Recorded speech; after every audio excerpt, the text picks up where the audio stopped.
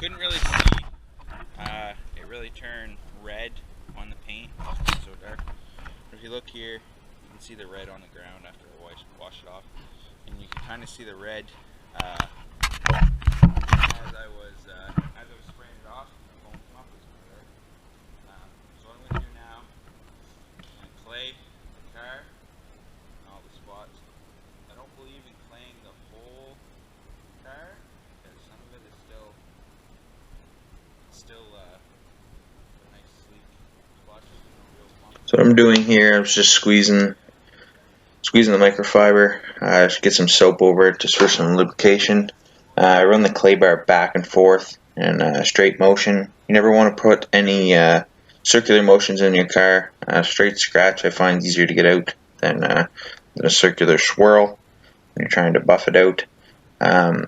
So what I do here is clay the car back and forth, check every once in a while, see if it's see if you can get all the contaminations out with your hands. Touch the surface. Usually the worst the car is behind where the tires kind of spray up most of the road grime and tar. As you can see here, there is some contamination. It's hard to see on the clay bar, but there's some dark spots where I picked up some stuff off the hood. And just continue to spray it there. So what I did here, I took the wheels off the car. I took my Sonax cleaner, as you can see here on the shelf. It's a non-acid base cleaner. The biggest thing is I wanted to get behind it and get the drums clean. So sprayed it down, let it sit for a bit, wash it off. Unfortunately here the battery actually dies on the GoPro, so I didn't get to show you guys spraying it and the color change. So I have the car on the hoist, clay barred. I took the wheels off. My camera actually died while I was cleaning those, so I don't know how much I actually got. So I cleaned those inside drums and out. Gave the wheel wells a little clean. So what I'm going to do, I have this, let's see here.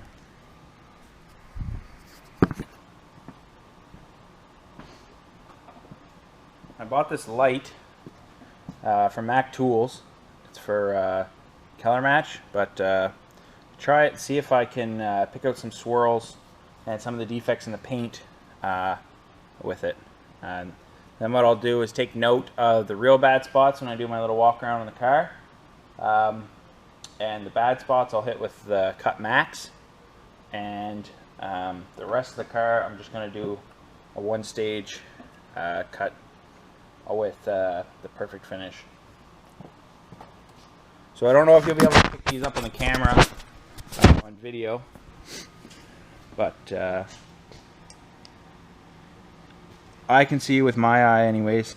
There's a couple scuffs there. There's the regular swirls that we all love black paint for. So nothing too crazy here. Perfect Finish should be able to take that out.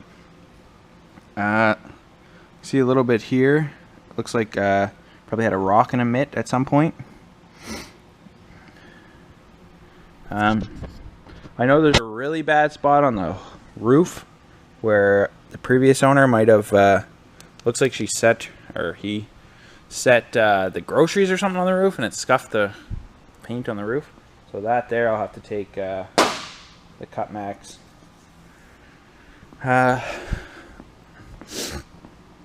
So I'll just go over what I kind of plan on using here.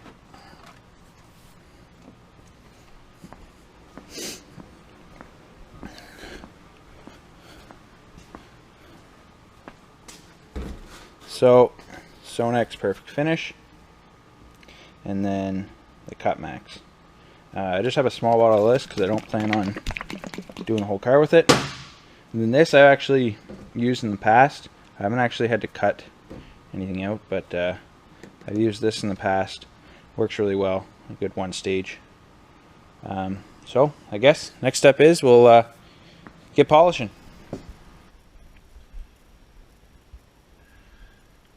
So what I'm going to do I'm just going to start on this panel here, but really there's nothing too extreme. A couple little swirl marks up there. Nothing too crazy. A little bit down there. Might have to try to cut. Yeah. So for the most part here, I'm just going to use. I'm going to try a white with perfect finish and see if I can pull some of this, most of this out. So, from my theory is, the plan is to use the lighter, because you want to take the least amount of clear coat off. So I'll use that. Then if I go over it, that doesn't work, then I'll move down to this with either the orange or this new microfiber. Like I said, I haven't used the microfibers yet. They're new to me, so I'm going to try them out, see how I like them. I know you have to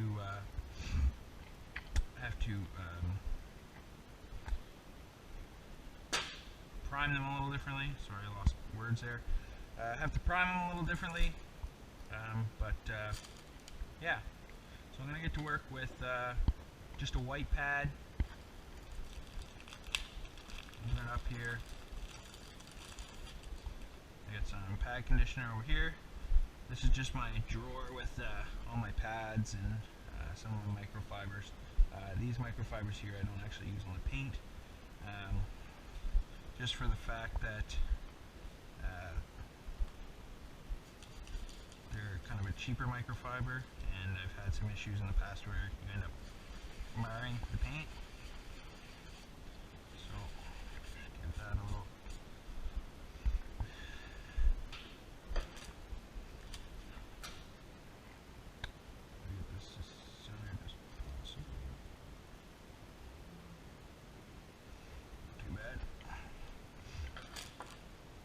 Yeah.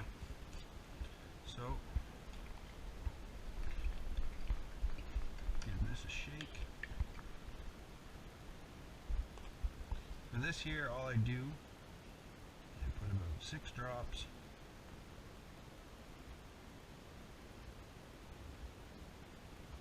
Maybe 1 mil.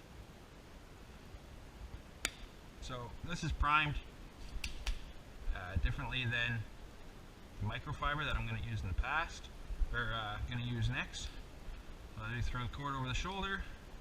I'm going to do this panel. So tap it out. Try to do 2x2, maybe a little bigger, a little smaller, kind of whatever works on. So I don't want to get down into this. This is a little trickier where it's narrow and the door and stuff like that. So keep a nice panel to start with. Back into the groove. And realistically, what you could do is tape all this. It's not a customer's car, it's my own. So I'm not going to be too picky. I do drive this car daily in the summer, so just to bring out some of the gloss of black paint again. Okay, so now that I got the pan, I will take this, turn it down to a 1, go over this nice and slow, back and forth, just to kind of work it in some more. So this way when you go to actually bring the speed up on the buffer, you don't fling wax everywhere. More compound.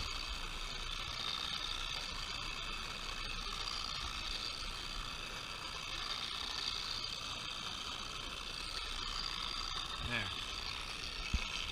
So always turn the machine up, touching the surface. Turn up to a 5.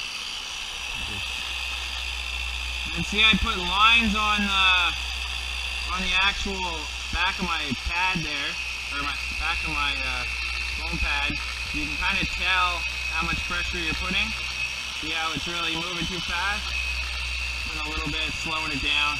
You don't want the lines to stop. See how that stopped right there?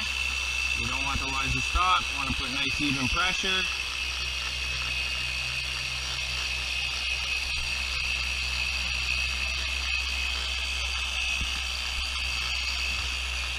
So when you go back across, you put kind of do a half pass or a 3/4 pass back on the car, and then up. Do the hex pattern. This is a DA buffer, so you can do a hex. If it was a rotary, you would not want to do that. You want to go with the grain of the paint or the lay of the paint, they say.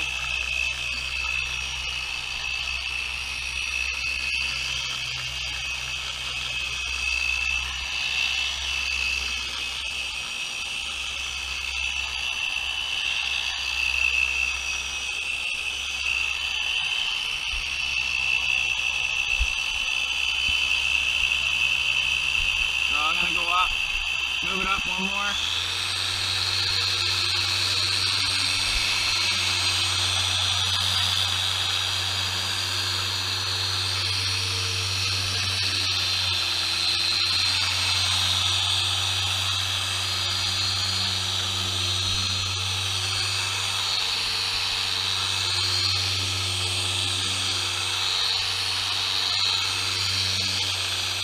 Notice how I'm not going over the ridge of the body line. I don't want to put too much pressure on that.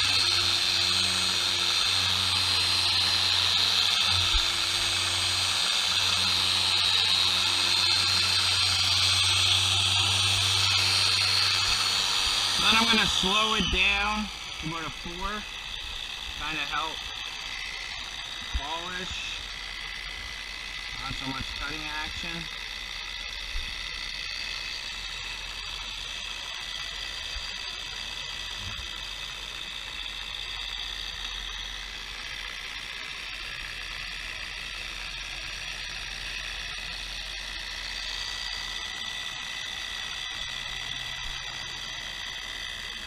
Remember, this panel wasn't that bad.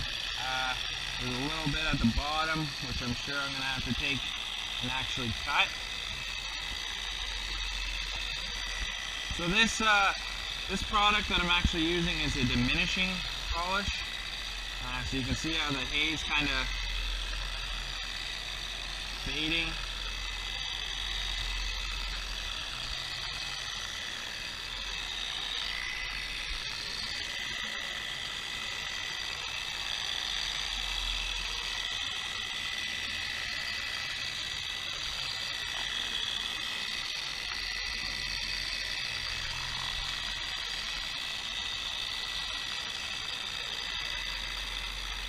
So this is all with a white pad. This is more of a polishing pad than a cutting pad.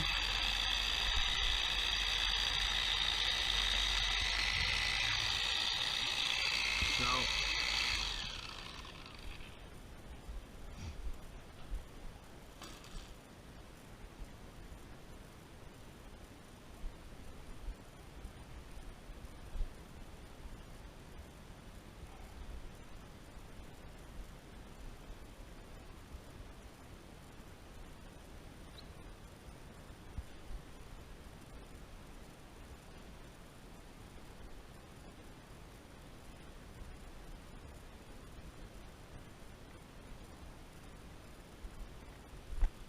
take my light again.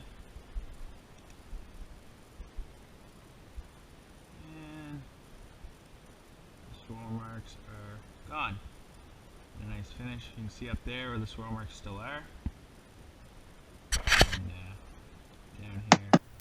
Well, if you liked the video, don't forget to like and subscribe to the channel. Kind of gives me motivation to keep going. Also, comment if there's anything you'd like me to touch base on. Do some samples or some products. I'm just looking for ideas on what to do next.